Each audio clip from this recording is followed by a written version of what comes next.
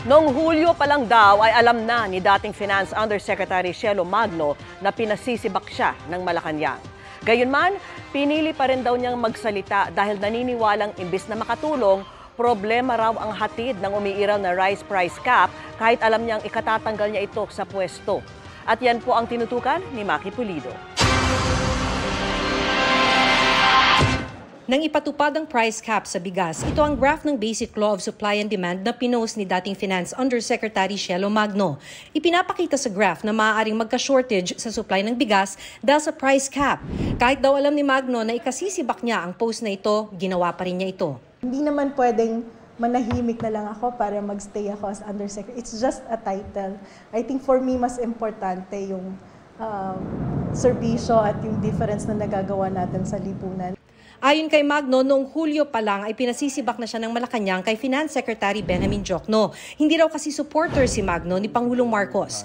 Tinanggap lang naman daw niya ang alok noon ni Secretary Diokno para makapagsilbi sa bayan. The number one consideration for me when I said yes to him is that regardless of who's in Malacanang, the interest of the people remain the same. Sinusubukan pa naming makuha ang panig ni Diokno pero nauna nang sinabi ng kalihim na pansamantala lang naman ang pagkuha nila kay Magno sa akademya. Samantala, paliwanag pa ni Magno, posible ang shortage dahil maaaring mag-hoard ang may kayang mamili ng marami habang aayaw muna ang mga negosyanteng mag-angkat dahil kailangang ibenta ito sa mababang presyo. Mahal daw ang bigas ngayon sa world market habang hindi sapat ang ating local rice production. Kaya dapat daw i-lift na ang price cap sa lalong madaling panahon. They should really need to lift the price cap. Dahil wala talaga itong magandang maidudulot sa atin. Unless gusto nating humantong sa pagkakaroon ng pagrarasyon ng bigas na nangyari na noong 70s. Isang pangmatagalang solusyon sa krisis, ayon kay Magno, ay tunay na suporta sa sektor ng agrikultura. Sa kabila ng price cap, dumaraing hindi lang mga mamimili, kundi maliliit na negosyante. Kaya ang dating 10 pesos per order ng rice sa karinderya ni Romeo, 12 pesos na. Hindi na lang niya tinaasan ang singil sa ulam, pero binawasan ang kada takal. Kung kami po yung restaurant na affordable yung mga kumakain, pwede po kami magtaas. Tulad sa amin na mga tindera lang sa palengke.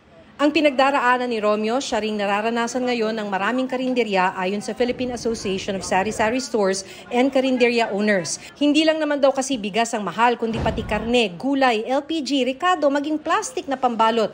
Kaya mataas ang puhunan pero di pwedeng taasan ang benta. Hanggat maaari, kami umaaray, huwag din namin ipasa sa kanila yung sakit.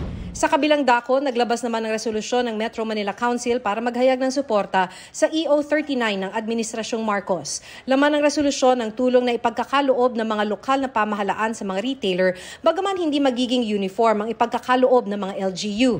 Ang krisis ngayon sa bigas parang naranasan na noong 2018 ayon sa Federation of Free Farmers. Ayon sa FFF, bago pa lumala ang problema, dapat daw bigyan ng suporta at gamit ang mga magsasaka. Para sa GMA Integrated News, Maki Pulido, nakatutok, 24 oras. Mga kapuso, kasama nyo kami 24 oras. Mag-subscribe sa GMA Integrated News sa YouTube. Sa mga kapuso abroad, bisitahin ang GMA Pinoy TV at www.gmanews.tv.